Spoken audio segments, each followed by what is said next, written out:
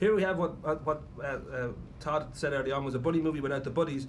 It's kind of like, you know, Charlie Cheese and Mickey Chalk head out together, total opposites. Were there certain kind of ways of getting ready for this? I don't know whether there was, you know, a sense of, let me see, what's the question again? Actually, do you know what my real question was there? For me, this movie's all about how much 2.5 Men really, really sucks. Was that something that was ad-libbed, or was it always there? That was in the script. That was, but that's not the intent of the movie whatsoever. It was, we wanted Ethan to have a goal in life, and his goal happened to be 2.5 Men. Yeah, between the three of us, we are 2.5 men. If you count the dog as half a man. I would think that for both of you, it would be difficult on this tour not to have the words planes, trains and automobiles mentioned. Have you rehearsed a kind of way of dealing with that? Because the similarity for a lot of people will be there. I think just given that it's a road movie with two people are the similarities, and of course that's going to be asked. But I don't think, I think this was... Well, here's what I would say. I mean, what people tell me they remember about Planes, Trains is there's this moment where you see the straight man realize this sort of empathy for the object of his disaffection.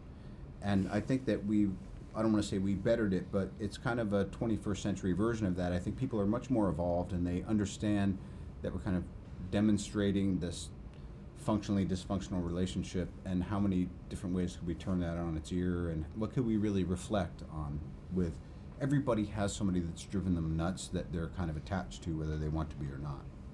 I'm wondering for you, Zach, when it came to playing the permanently permed wannabe and puffed up actor Ethan Tremblay, how you got there? Whether you sort of studied hairdressers, the early works of Justin Timberlake, or whether... No, I didn't. This is valid. I perms, I just don't see him anymore.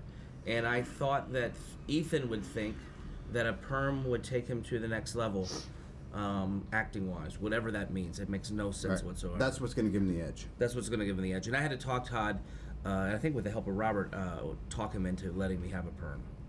I wanted to do this interview between two shamrocks, and then, given the last week, I thought maybe I should get 2 marijuana plants, but unfortunately George Michael let me down at the last minute. Oh, that's not available. It's a pain in the ass. But being live on Bill Maher's Real Time to talk about Proposition 9, when you lit up that spliff and you handed it to a conservative Republican Margaret Hoover, I was surprised that she seemed to know immediately what it was, though. She smelt it and she knew. Proposition 19, actually. Yeah, she 19, did. Right. She did. Yeah. She was willing to take it, which I thought was strange.